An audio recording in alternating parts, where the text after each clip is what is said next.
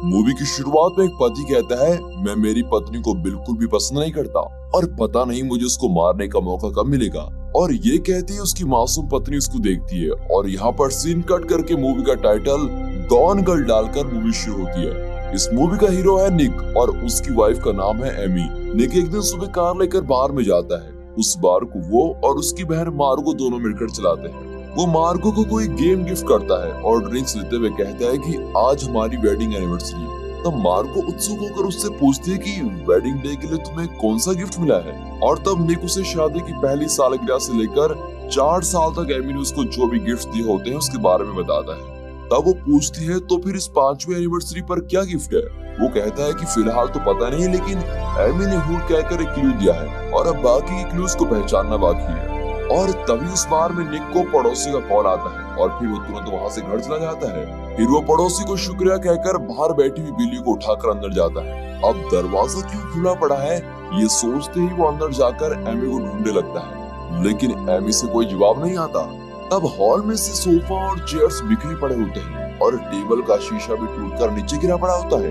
अब ये देखकर वो बिल्कुल चौंक जाते हैं कि यहाँ पर कुछ न कुछ तो जरूर हुआ है और वो पुलिस को कॉल करके वहाँ बुला लेता है। अब कुछ ही देर में पुलिस ऑफिसर बॉनी और गिल वहाँ पर पहुँच जाते हैं और निक उन्हें घर में हर एक जगह में ले जाकर दिखाता है। तब बॉनी निक से कुछ सवाल करती है और निक उससे कहता है कि हम पहले न्यूयॉर्क जा रहे थे, मेरी माँ को कैंसर हुआ था इसलिए उसकी देखभाल करने के लिए हम 2 साल पहले यहाँ शिफ्ट हुए थे। मेरी माँ अब जीवित नहीं है और मेरे पापा एक वृद्धाश्रम में है। और फिर उस घर में जहाँ जहाँ पर बोनी को शक होता है वहाँ पर वो स्टिकर्स को चिपकाकर मार करती है और किचन में एक जगह पर खून का दाग होता है और उस जगह पर भी वो स्टिकर लगा देती है। फिर निक को पुलिस स्टेशन में ले जाकर पूछताछ करते हैं। फिर वो पूछती है कि क्या एमी की कोई ऐसे फ्रेंड्स हैं जिन पर आपको शक है।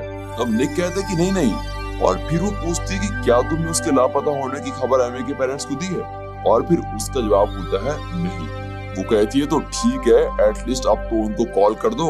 और फिर निक भी उनको फोन लगाकर बता देता है। तभी पुलिस स्टेशन में वो अपने डैड को देखता है और उन लोगों से पूछता है कि आप लोगों ने मेरे डैड को यहाँ पर क्यों बुलाया है, उन्हें इस केस से क्या लेना देना है। और ये कहकर वो उन पर गुस्सा करता है। तब बोनी कहती है कि ठीक है, तुम्हारे डैड को तुम वापस ले जा सकते हो। और वो अंदर गए हैं या नहीं ये बिना देखकर ही वहाँ से चलकर आ जाता है। और उस रात उसके घर में तलाशी होने वाली होती है, इसलिए वो मार्गो के घर में स्टे करता है। अब उसी समय यहाँ निक के घर में पुलिस अपनी इन्वेस्टिगेशन शुरू करती है। फिर पुलिस घर में सभी जगहों की अच्छी से तलाशी करती है। तभी एक ड्रॉअर में से एक क्लू मिलता है जिसपे 1 लिखा हुआ एक लेटर मिलता है और बोनी उसको अपने पास रख लेती है। फिर अगले दिन एक प्रेस मीट अरेंज की जाती है। मार्गो और निक उस प्रेस मीट में चले जाते हैं। वहाँ एमी के पेरेंट्स भी आए होते हैं। अगर आप उसको कहीं देखते हैं तो प्लीज हमको इन्फॉर्म करो। और ये कहकर वो फोन नंबर के साथ वेबसाइट पर शेयर करते हैं। अब प्रेस मीट कंप्लीट हो जाती है और एमी के पेरेंट्स, निक और मार्गो सभी लोग मिलकर बातें करते हैं। तभी बोनी एमी के पेरेंट्स से पूछती है क्या एमी की कोई दुश्मन है। तब वे कहते हैं कि 12 साल पहले देसी कॉलिंस नाम का एक अमीर लड़का उसे चाहता था, लेकिन उनका ब्रेकअप हो गया था और फिर उस लड़के ने खुदकुशी करने की कोशिश की थी, लेकिन उसको बचा लिया गया था। और उसी तरह 8 साल पहले टोनी नाम का एक लड़का उसका बॉयफ्रेंड था, लेकिन उनका भी ब्रेकअप हो चुका था और फिजिकल हरासमेंट के कारण हमने पुलिस से कंप्लेंट भी की थी। और निक को ये सारी बातें पहली बार पता चल रही होती है। फिर बोनी पूछती है कि ये सब तो बहुत साल पुरानी घटनाएं हैं, क्या हाल ही में कोई ऐसी घटना हुई है। और वे कहते हैं नहीं, हाल में तो ऐसा कुछ नहीं हुआ है। इन्वेस्टिगेशन समाप्त होते ही सभी निकल जाते हैं। और तब बोनी निक को अकेले में बुलाकर क्लू 1 के बारे में पूछती है और निक कहता है कि ये मेरे वेडिंग डे का गिफ्ट का क्लू है और एमी मुझे हर साल इसी तरह से गिफ्ट देती है। बोनी कहती है कि इसमें एक पहले लिखी हुई है और इसको तुम हल करके बताओ। और निक उसको हल करके जवाब देता है कि ये तो मेरा ऑफिस है। फिर बोनी और निक उस गिफ्ट को ढूंढने के लिए उसके ऑफिस में जाते हैं, लेकिन वहाँ के टेबल पर गिफ्ट के बदले क्लू 2 का लेटर लिखा होता है और निक उसको हल करने की कोशिश करता है। और उसी समय बोनी उसके ऑफिस रूम को चेक करती रहती है और तभी उसको वहाँ एक लड़की की इनरवियर मिलती है और वो निक से पूछती है कि ये किसकी है। तो निक कहता है कि मुझे इसके बारे में कुछ नहीं पता। और बोनी उसको एक एविडेंस के तौर पर रख लेती है। फिर वो उसको कहती है तो ठीक है, पहले का आंसर तो बता दो। तो कहता है कि पता नहीं, मैं सोचता हूँ। और फिर बोनी आखिरकार कह देती है कि तुम जा सकते हो, लेकिन वो चुपके से उसका पीछा करते हुए चली जाती है। निक वहाँ से निकलकर सीधे अपने पापा के घर जाता है और अंदर जाते ही टेबल में क्लू 3 को देखता है और उसको देखते समय वहाँ बोनी आ जाती है और उसे देखते ही निक क्लू 3 वाले लेटर को छुपा लेता है। बोनी उससे पूछती है कि ये किसका घर है और तुम यहाँ क्या कर रहे हो। तो वो कहते हैं कि ये मेरे डैड का घर है और हर हफ्ते में यहाँ आता रहता है। फिर बाहर जाकर वो उस तीसरे क्लू को पढ़कर देखता है और उसे हल न कर पाने पर वो बहुत ही गुस्सा हो जाता है। फिर अगले दिन एमी को जो भी पहचानते थे उन सभी को एक जगह पर बुलाकर सभी की गतिविधियों को पुलिस वॉच करती है। तब निक बाहर जाकर किसी के साथ फोन पर बात करने की कोशिश करता है। तब एक लड़की आकर उसको अपने साथ एक सेल्फी खींचने को कहती है और वो भी नॉर्मली सेल्फी लेते हुए स्माइल करता है, लेकिन फिर सोचता है कि अरे मैंने तो हंसते हुए पोस्ट दे दिया। फिर वो उस लड़की से उस तस्वीर को डिलीट करने को कहता है, लेकिन वो डिलीट करने से मना कर देती है और वहाँ से चली जाती है। फिर वो जहाँ भी जाता है पुलिस उन जगहों पर जाकर चेक करने लगती है। अब यहाँ न्योली आती है और बोनी से कुछ कहना चाहती है, लेकिन उस सिचुएशन में बोनी उससे बात नहीं कर पाती और यहाँ मार्गो टीवी में एमी की मिसिंग न्यूज को देख रही होती है। और फिर घर में जैसे ही निक आता है और निक को कहती है कि मुझे सोने जाना है और रूम में चली जाती है। तभी निक के मोबाइल में एक मैसेज आता है जिसमें लिखा रहता है कि मैं बाहर खड़ी हूँ और तब वो घबराकर कोई शोर किए बिना दरवाजा खोलकर देखता है। वहाँ उसकी स्टूडेंट और गर्लफ्रेंड एंडी रुकी होती है। वो उससे कहता है कि बगल वाले रूम में मार्गो सो रही है, इसलिए बिना किसी आवाज के आराम से आना। और मैं यहाँ इसीलिए ये देखने के लिए आई हूँ कि कहीं तुम किसी प्रॉब्लम में तो नहीं हो। तुम बस एक बात बता दो कि तुम मुझसे शादी करोगे कि नहीं। तो निक कहता है कि हाँ मैं जरूर तुमसे शादी करूंगा, लेकिन ये सब प्रॉब्लम खत्म होने के बाद। फिर वो उससे पूछता है क्या तुमने हम दोनों के साथ खींची हुई फोटोज को फेसबुक या किसी सोशल मीडिया पे अपलोड तो नहीं किया। इस पर वो जवाब देती है कि नहीं, मैंने कहीं भी शेयर नहीं किया। उसी समय दिखाती है कि बोनी और गिल एक गैर कानूनी बिजनेस चलाने वाली जगह पर पहुंच जाते हैं और एमी की फोटोज दिखाकर उन्हें पूछते हैं कि क्या उन्होंने उसको कहीं देखा है। और तब वहाँ का एक आदमी कहता है कि एमी कुछ दिनों पहले यहाँ आई थी और उसने कहा था कि मेरा हस्बैंड मुझे जान से मारने वाला है, इसलिए सेफ्टी के लिए मुझे एक गन चाहिए। और ये कहकर उसने गन खरीद ली थी। और ये सुनकर बोनी चौंक जाती है और वो कंफ्यूज होकर सोचने लगते हैं कि एमी को गन की जरूरत क्यों पड़ी होगी। उस रात निक और एंडी साथ में सोते हैं और फिर सुबह होते ही किसी के देखने से पहले ही वो उसको वहाँ से भेज देता है। और भेजते समय वो उसे कहता है कि हमारी आखिरी मुलाकात है और प्रॉब्लम खत्म होने तक हम अब दोबारा नहीं मिलेंगे। फिर वो मुड़कर देखता है, तब मार्गो उसको गुस्से में देख रही होती है। वो उसे कहती है कि तुमने तो कहा था कि तुम मुझसे कोई बात नहीं छुपा रहे हो, फिर ये सब क्या है और कितने दिनों से सब चल रहा है, कौन है वो लड़की।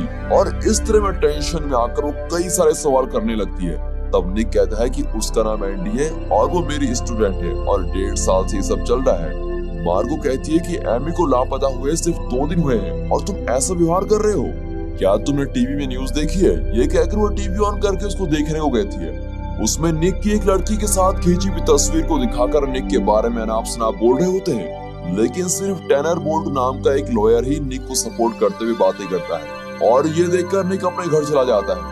वहाँ किचन के फ्लोर पर पुलिस ने पाउडर डालकर कोई चीज चेक की होती है और खून के दाग लगने से मार की हुई जगह को कट करके वे ले गए होते हैं। फिर वो फ्रिज में से खाना निकालकर उसमें से बिल्ली को कुछ खाना देता है और वो भी खा लेता है। अब अगले सीन में देखते हैं कि पुलिस इस बात को जान गई है कि निक की किचन के जमीन पर खून बहुत ही गिरा हुआ था और उसको किसने साफ किया था। और वहाँ उसके निशान भी होते हैं और ऊपर लगा हुआ खून और जमीन पर लगा हुआ खून दोनों एक ही है। और ये कहकर वो रिपोर्ट देते हैं। अब उसी रात फिर एक प्रेस मीट को अरेंज करके निक लोगों से बातें करता है और उस मीटिंग में मार्गो, एमी के पेरेंट्स, पुलिस, प्रेस और टाउन के सभी लोग शामिल होते हैं। अब मीटिंग में निक एमी के बारे में भावुक होकर कुछ बातें कह रहा होता है और उसकी गर्लफ्रेंड एंडी भी वहाँ पर होती है और उसकी बातें सुन रही होती है। और मीटिंग के बीच में न्योली भी वहाँ जाती है और निक से पूछती है, तुम एमी के बारे में इतनी सारी बातें बता रहे हो, लेकिन ये क्यों नहीं बता रहे हो कि एमी 6 महीने से प्रेग्नेंट थी। और ये सुनते ही सभी लोग चौंक जाते हैं और एंडी को तो सबसे ज्यादा शॉक लगता है। अब यहाँ रहना बहुत ही मुश्किल है समझकर निक जल्दी जल्दी वहाँ से निकलने लगता है और प्रेस वाले उसका पीछा करते हुए आते रहते हैं। फिर वो जल्दी से अपनी कार में निकल जाता है। अब प्रेस वाले उसके घर के बाहर भीड़ लगाते हुए रहते हैं और उनके बीच में से जाते हुए बोनी और गिल उसके घर में जाकर उससे पूछताछ करते हैं और वो न्योली के साथ एमी की खींची हुई तस्वीरों को दिखाकर उसे पूछते हैं कि तुमने तो कहा था कि एमी की कोई फ्रेंड्स नहीं है, इन सब का क्या मतलब है। लेकिन निक इस पर कोई जवाब नहीं दे पाता। फिर वे पूछते हैं कि तुमने तुम्हारे कार्ड को यूज करके बहुत सारी महंगी गेमिंग प्रोडक्ट्स खरीदी, ये सब किसके लिए है। और इस पर भी निक कहता है कि मुझे इन सब के बारे में कुछ नहीं पता और मैंने ये सब नहीं खरीदी है। फिर वे कहते हैं तो ठीक है, वो सब छोड़ो, तुमने एमी के नाम पर $1 मिलियन का डेथ इंश्योरेंस खरीदा है, वो किसके लिए।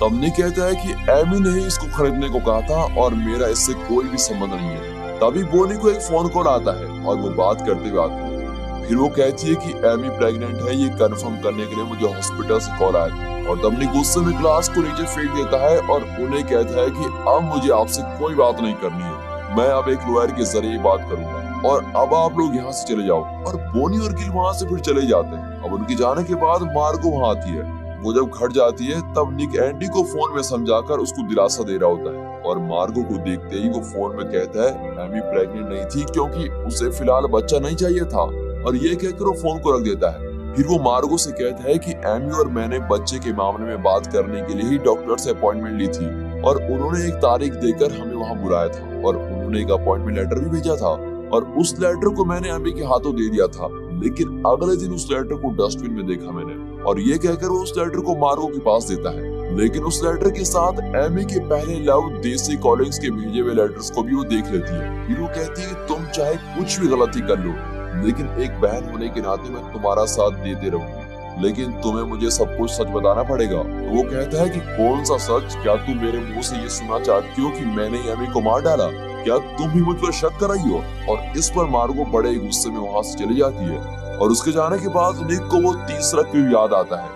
वो बड़ी मेहनत से उस क्लू को हल करता है और फिर उस जगह पर जाने के लिए निकल पड़ता है। और उसी समय बोनी और गिल निक के पापा की घर की तलाशी कर रहे होते हैं और वहाँ एक आधी जली हुई उनको डायरी मिलती है जो एमी ने लिखी होती है और उसमें एमी का फ्लैशबैक लिखा होता है, जिसमें दिखाते हैं कि 5 साल पहले एमी और निक न्यूयॉर्क में एक पार्टी में मिले थे और उस पार्टी में एमी खुद को एक मशहूर लेखक कहकर अपना परिचय देती है और निक भी खुद को एक मशहूर लेखक कहकर अपना परिचय देता है। और पहली मुलाकात में ही वो एक दूसरे को पसंद करने लगते हैं। फिर दोनों एक दूसरे से बहुत ही प्यार करने लगते हैं और एमी के पेरेंट्स भी उनके इस रिलेशन को देखकर बहुत ही खुश होते हैं और वो मान भी जाते हैं। और फिर आखिरकार दोनों की शादी भी हो जाती है और शादी के बाद खुशी से चलने वाली उनकी जिंदगी में आगे चलते चलते छोटी छोटी बातों पर लड़ाई होने लगती है और लड़ाई होने के दिन खत्म नहीं होते और ऐसे चलते चलते साल बीत जाते हैं और उनका बुरा वक्त आता है और दोनों की नौकरी चली जाती है। अब न्यूयॉर्क में रहने के लिए बहुत ही ज्यादा पैसों की जरूरत होती है, लेकिन उनके पास उतने पैसे नहीं थे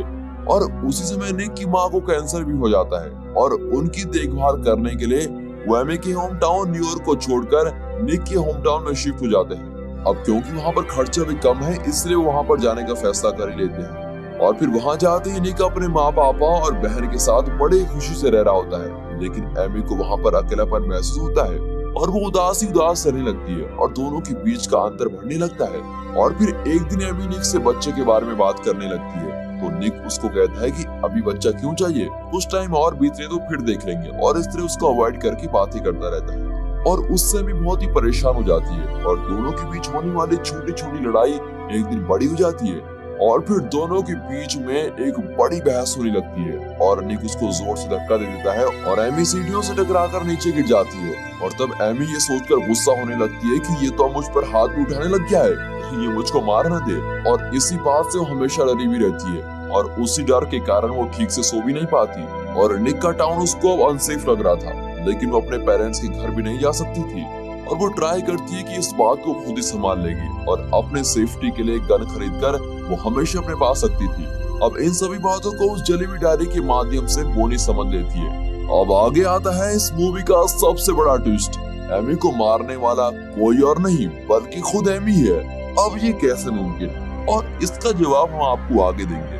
उसे निक के होम टाउन में अकेलापन महसूस होने लगता है और इसलिए वो निक से गुस्सा होकर उससे दूर होने लगती है और पैसों की कमी होने की वजह से उन दोनों में काफी बहस होती है और ये लड़ाई होने से दोनों एक दूसरे से बहुत ही नफरत करने लगते हैं। फिर वो एक दिन निक को उसकी गर्लफ्रेंड एंडी के साथ देख लेती है और वो फिर से एक साइको में बदलने लगती है और फिर वो तय करती है कि वो निक से इसका बदला जरूर लेगी। निक जब घर पर नहीं होता है तो वो प्रेग्नेंट रहने वाली नियोली के साथ एक अच्छी फ्रेंडशिप बना लेती है और उसके साथ अच्छे संबंध बनाकर वो निक के बारे में काफी उल्टी सीधी बातें कहकर कंप्लेंट करती है कि निक उसको बहुत ही टॉर्चर करता है। और फिर एक दिन वो एक चालाकी वाला काम करती है, वो नियोली को अपने घर बुलाती है और बाथरूम के फ्लश में कुछ खराब कर देती है। फिर वो नियोली को लेमन जूस देकर उसको रेस्टरूम यूज करने को भेजती है और फिर उसके यूरिन सैंपल्स को लेकर कई जगहों पर रख लेती है। अब वो जानती है कि पुलिस इसे इन्वेस्टिगेट करने पर यही सोचेगी कि वो प्रेग्नेंट है और वो बड़ी चालाकी से सही वक्त देखकर निक से डेथ इंश्योरेंस के बारे में बातें करके उन पेपर पेपर्स पर उसका साइन ले लेती है और सोफा और चेयर्स को वो खुद नीचे गिरा देती है और चीजें बिखरा कर रख देती है। फिर अपने हाथ पर सुई लगाकर बहुत खून को निकालती है और किचन में गिरा देती है और वो खुद ही उसको साफ भी करती है। फिर कोई रॉड जैसी चीज पर वो अपना खून लगाती है और उसे छिपा कर रख देती है और फिर अलग अलग पेन से वो एक डायरी में अपनी कहानी लिखती है और उसमें वो निक के बारे में बहुत सारी गलत गलत बातें लिखती है और उसको आधा अधूरा जलाकर निक के पापा के घर में छिपा देती है और इस तरह से वो उस घर को एक मर्डर होम जैसा बना देती है।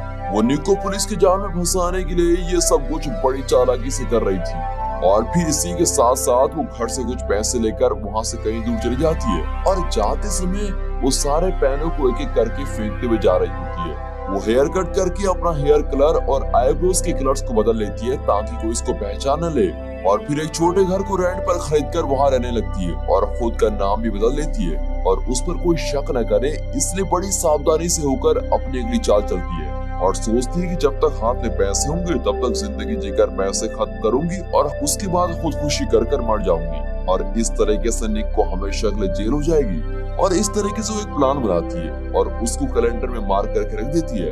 अब कोई उसको पहचान न सके इसलिए वो अपने चेहरे को खुद ही घायल कर देती है।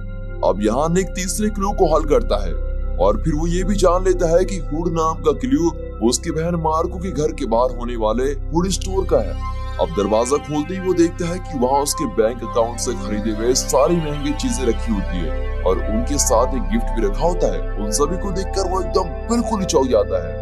फिर उस गिफ्ट को लेकर जब वो मार्को के घर जाता है और दोनों मिलकर उसको खोलते हैं, उसमें एक पुलिस और चोर का खिलौना होता है और उसके साथ एक पहली वाला लेटर भी होता है और उसको हल करने पर उसका जवाब मिलता है कि निक को अब से हमेशा के लिए जेल में अपनी जिंदगी गुजारनी होगी और ये जानकर मार्को बड़ी हैरान हो जाती है और उससे पूछती है कि क्या तुम इतने सालों से इतनी बड़ी साइको के साथ जी रहे थे। अब निक समझ लेता है कि वो एमी के जाल में पूरी तरह से फंस गया है और इसलिए वो एक लॉयर टैनर बोल्ट से मिलने जाता है जिसने टीवी में एक बार उसको सपोर्ट करते हुए कुछ बातें कही थी और वो भी इस केस को लेने के लिए राजी हो जाता है और फिर उसके एडवाइस को मानते हुए वो 8 साल पहले के एमी के लेबर टोनी से मिलने जाता है। तब टोनी उसको चौंकाने वाली कई बातें बताता है। वो कहता है कि ये सच है कि मैं उससे एक तरफा प्यार करता था लेकिन वो कोई साधारण महिला नहीं है बल्कि एक बहुत बड़ी साइको है।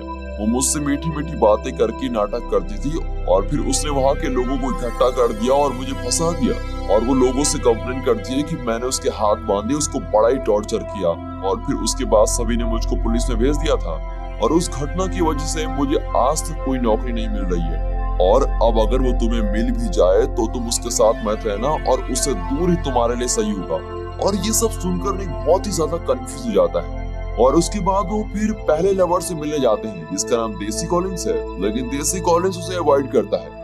अब यहाँ एमी अपनी पड़ोस में रहने वाली ग्रीटा नाम की लड़की के साथ दोस्ती कर लेती है। उसके साथ मिलकर जब वो एक दिन टीवी देखती है तब टीवी में एमी के लापता होने का केस चल रहा होता है और उसमें निक के बारे में उल्टी सीधी बातें कर रहे होते हैं और वो ये सुनकर बड़ी खुश दिखाई दे रही होती है, लेकिन ग्रीटा को ये पता नहीं होता कि ये एमी बैठी हुई है। और फिर वो टीवी में दिखने वाली एमी को देखकर उसको ताना मारते हुए कुछ बातें कहती है। फिर जब वो उठकर अंदर जाती है तब चुपके से एमी उसके जूस में थूक देती है और फिर गिलास वहीं रख देती है। छी छी। फिर वो ऐसे बैठी रहती है जैसे उसने कुछ किया ही नहीं और अब एमी की आदत ये हो गई थी कि वो जरा सा भी बर्दाश्त नहीं कर सकती और इसलिए उसकी बदला लेने वाली आदत एक्सट्रीम लेवल में पहुंच चुकी है और वो एक छोटे से कमेंट को भी बर्दाश्त नहीं कर पाती। टीवी में निक का अपमान होते हुए देखकर वो बहुत ही खुश हो रही होती है। फिर कुछ दिनों बाद वो खुदकुशी करने का मन बदल लेती है। यहाँ टैनर बोल्ट निक से पूछता है कि आप लोग न्यूयॉर्क से अपने टाउन में क्यों शिफ्ट हुए थे। तब निक कहता है कि मेरी माँ को कैंसर था इसलिए उनकी देखभाल करने के लिए हम यहाँ आए थे। इस पर टैनर बोल्ट कहता है कि अगर तुम ये सवाल को इस तरह से जवाब दोगे तो तुम्हें इस केस से कभी बाहर नहीं निकाल सकते। तुम ऐसा जवाब दो कि मैं और एमी बिना कोई नौकरी के थे और न्यूयॉर्क में रहने के लिए ज्यादा पैसे लगेंगे। ये सोचकर हमने यहाँ आकर रहने का फैसला लिया था और ये बात सच भी है। तुम सही तरीके से जवाब दोगे तो तुम बच सकते। अब कौन से सवाल का किस तरह से जवाब देना है ये मैं तुम्हें सिखाऊंगा। और ये कहकर निक को वो ट्रेन करता है। अब यहाँ एमी, ग्रीटा और उसका बॉयफ्रेंड तीनों गोल्फ खेल रहे होते हैं। तब गोल्फ खेलने की खुशी में एमी उछलने लगती है और तब उसके पैसे का पर्स नीचे गिर जाता है और एमी उसको जल्दी से किसी के देखने से पहले उठाकर रख लेती है। लेकिन ग्रीटा उसको देख लेती है और वो एमी से कुछ नहीं पूछती। फिर अगले दिन सुबह कोई उसका डोर नॉक करता है और एमी घबराकर पूछती कौन है।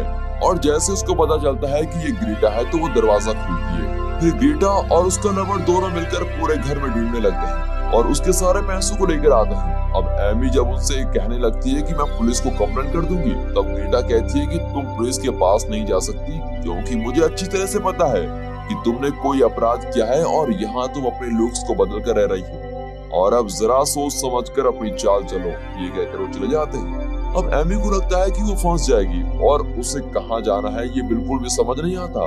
वो वहां से निकल जाती है और किसी को फोन लगाकर एक रेस्टोरेंट में आने को कहती है। अब निक एक टीवी इंटरव्यू के लिए रेडी होता है और टैनर बोल्ट ने जो भी इसको ट्रेनिंग दी होती है उन्हीं बातों को याद रखता है। अब सभी लोग निक के बारे में गलत बातें कर रहे होते हैं, इसलिए वो इंटरव्यू में सही तरीके से जवाब देता है ताकि वो लोगों के मन को बदल सके। और उसी समय रेस्टोरेंट में दिखाते हैं एमी देसी कॉलिंस से मिलने आती है। वो उसे कहती है कि निक ने मुझे बहुत टॉर्चर किया है और वो मुझे मार डालेगा। ये सोचकर मैं अपने लुक्स को बदल कर फिर रही हूँ। मुझे कुछ समझ नहीं आ रहा कि अब मैं कहाँ जाकर रहूं। देसी कॉलिंस उस पर बहुत ही तरस आता है और वो कहता है कि मेरा एक लेक हाउस है, वहाँ पर कोई नहीं आता और तुम वहाँ सुरक्षित रह सकती हो। तभी टीवी में लाइव न्यूज चल रही होती है। उसमें निक अपनी गर्लफ्रेंड एंडी के साथ रखे हुए संबंध के बारे में भी बताता है और कहता है कि मुझे उसके लिए माफ कर दो। और एमी के पेरेंट्स कहते हैं कि हमारे मन में अब निक के प्रति कोई आदर नहीं है और ना ही हमें उस पर भरोसा है। और अब उस न्यूज को देसी कॉलिंस, टैनर बोल्ट, निक और मार्गो देखते हैं और फिर निक सारी बातें वही कहता है जो टैनर बोल्ट ने उसको सिखाई थी। वो कहता है कि एमी मैं तुम्हें बहुत मिस कर रहा हूँ, तुम्हारे बिना मैं बहुत ही दुख महसूस कर रहा हूँ, तुम यहाँ जल्दी से वापस आ जाओ। और इस तरह से बड़ी भावुकता से बातें करता है। यहाँ देसी कॉलिंस एमी को अपने लेक हाउस में लेकर जाता है। वो उसे कहता है कि इस पूरे घर में सीसीटीवी कैमरास लगाए हुए हैं और इसलिए अंदर कोई भी आएगा तो हमें पता चल जाएगा और यहाँ तुम घबराए बिना आराम से सो सकती हो। फिर वो घर में कौन कौन सी जगहों पर कैमरा लगे हुए हैं वो सभी उसको बता देता है। वो कहता है कि उसके मोबाइल से भी हम इसको देख सकते हैं। और फिर अगले दिन वो उसके लिए ढेर सारे कपड़े और कॉस्मेटिक्स खरीद कर लेके आता है और उससे कहता है कि मैं तुम्हारे साथ मिलकर जीना चाहता हूँ। और इस पर एमी कहती है कि निक ने मुझे काफी टॉर्चर किया है और इस समय बहुत ही दुख वाली परिस्थिति में हूँ, मुझे थोड़ा वक्त दो। और वो भी उसकी स्थिति समझते हुए उसके लिए मान जाता है। अब निक के दिए हुए उस भावुक इंटरव्यू को एमी देखती है और वो देखकर एमी को निक पर गुस्सा मिट जाता है और यही नहीं, उसको निक के साथ फिर से रहने का मन करता है। और उसी इंटरव्यू को निक और मार्गो देख रहे होते हैं और तब वहाँ पुलिस सर्च वारंट के साथ आती है। और मार्गो के घर के बाहर वाले हुड स्टोर में जब वो उन महंगे गिफ्ट्स को देखते हैं तब मार्गो भी इस केस में मिली हुई है ये सोचकर वो उसको अरेस्ट करके लेके जाता है। फिर निक टैनर बोल्ट के साथ पुलिस स्टेशन जाता है और फिर पुलिस वाले अभी तक मिले हुए सबूतों के बेस पर निक को भी अरेस्ट कर लेते हैं और फिर टैनर बोल्ट उन दोनों को बेल दिलाकर बाहर ले जाता है। अब अगले दिन एमी अच्छे से मेकअप करके देसी कॉलिंस के साथ प्यार से बातें करती है और फिर कुछ देर बाद वो कहीं बाहर जाता है और फिर वो यहाँ पर भी एक चाल चलती है और वो इस तरीके से एक्टिंग करती है जैसे कि देसी कॉलिंस ने उसको टॉर्चर किया हो और वो सारा कुछ सीसीटीवी पर रिकॉर्ड हो रहा होता है। फिर देसी कॉलिंस के वापस लौटते ही वो क्यूटली रेडी होकर उससे प्यार से बातें करके इम्प्रेस करती है, लेकिन उसके प्लान्स को जाने बगैर वो इन सब बातों को सच मानकर सोचने लगता है कि अब आगे मैं खुशियों से भरी जिंदगी जीने वाला हूँ। और वो बड़ी खुशी से उससे बातें करने लगता है और कुछ देर में ही अचानक वो अपने बेड पर चिपके हुए नाइफ से उसकी गर्दन काट देती है और उसका खून एमी पर भी गिर जाता है। फिर वो उसकी खून से लथपथ होकर निक के घर में लौट आती है और उसको देखकर प्रेस वाला निक को घेर लेते हैं और वो नाटक करते हुए निक के पास आती है और उसके पास आते ही वो बेहोश होकर गिर जाती है और निक उसको फिर अपने हाथों में पकड़ लेता है। और फाइनली एमी लौटकर घर आ गई है ये सोचकर सभी लोग बहुत ही खुश होते हैं। फिर वो प्रेस वालों से कहती है कि देसी कॉलिंस मुझको बहुत टॉर्चर करता था, इसलिए मैंने अपनी आत्मरक्षा के लिए उसको मार डाला और खुद को उससे बचाकर भागकर यहाँ आई हूँ। और कहती है कि उसके कारण उसका अबॉर्शन भी हो चुका है। अब उसकी ये भावुक बातें सुनकर सभी उस पर तरस खाते हैं। फिर वो उसे पूछते हैं कि तुमने तो कहा था कि उसने हमेशा तुम्हें बांध कर रखा था, फिर तुम्हें चाकू कहाँ से मिला और तुमने गन क्यों खरीदी? इस तरह एक के बाद एक कई सवाल करने लगते हैं। तब वो चालाकी से एक्टिंग करती है और कहती है मुझे चक्कर आ रहा है और उस पर तरस खाकर वो उसको आराम करने को कहते हैं और निक के साथ भेज देते हैं। अब क्योंकि निक एमी के बारे में सभी बातें जान चुका होता है, इसलिए वो उसके साथ अकेले में रहने से बहुत ही डर रहा होता है और अंदर जाते ही वो उसे पूछता है कि तुम अब भी नाटक क्यों कर रही हो? एक इंसान को मारकर तुम ऐसे नॉर्मल तरीके से व्यवहार कैसे कर पाती हो? तब एमी उससे कहती है कि टीवी में मैंने तुम्हारा इंटरव्यू देखा और मैं चाहती हूँ कि तुम उसी तरह से एक अच्छे हस्बैंड बनकर मेरे साथ रहो और जब तक तुम मेरी पसंद के अनुसार चलोगे तब तक तुम्हें कोई खतरा नहीं है। और ये कहकर वो तेजी से सीढ़ियों से चढ़ते हुए ऊपर की तरफ जाती है और निक को उसके साथ सोने के लिए भी बहुत ही डर लगता है और वो अकेले ही सो जाता है। फिर वो उससे डर डर के चीखकर अपना एक दिन निकालता है और ऐसे ही चलते चलते 7 हफ्ते बीत जाते हैं। फिर एक दिन इंटरव्यू के लिए दोनों तैयार होते हैं और तब निक तय करता है कि आज वो सबके सामने कह देगा कि वो एमी के साथ बिल्कुल भी पसंद नहीं करता। लेकिन इंटरव्यू के लिए निकलने से पहले एमी उसको एक गिफ्ट देती है और वो कहता है कि अब तक दिए हुए गिफ्ट से काफी है, आगे मुझे और गिफ्ट्स मत देना। वो कहती नहीं नहीं, तुम्हें इसको खोलकर देखना ही होगा। फिर वो गुस्से से उसको खोलकर देखता है और तब उसमें एमी प्रेग्नेंट है इस बात को इंटरव्यू में कहने के लिए कहा होता है और वो उससे गुस्से में पूछता है कि तुम मुझसे ऐसा क्यों कहलवाना चाहती हो। तो वो उसको धमकाते हुए कहती है कि तुम्हारे पास और कोई चॉइस भी नहीं है, तुम्हें मेरे साथ जीना ही होगा और उसके पास और कोई रास्ता भी नहीं होता। फिर वो इंटरव्यू में ऐसी बातें करता है जैसे वो एमी से बहुत ही प्यार करता है और उसकी सारी जिंदगी उसके साथ ही गुजारना चाहता है और वो ये भी बोल देता है कि एमी प्रेग्नेंट है और इससे सभी लोग खुश होकर उन्हें विश करते हैं और अब आगे उनका क्या हाल होने वाला है ये सोचकर उनके दिन बीतने लगते हैं। अब वो कहता है कि मैं मेरी पत्नी को बिल्कुल भी पसंद नहीं करता और पता नहीं मुझे इसको मारकर खत्म करने का मौका कब मिलेगा। और ये कहते ही एमी उसको घूरते हुए देखती है। और दोस्तों इसी के साथ ये मूवी यहाँ पर खत्म होती है।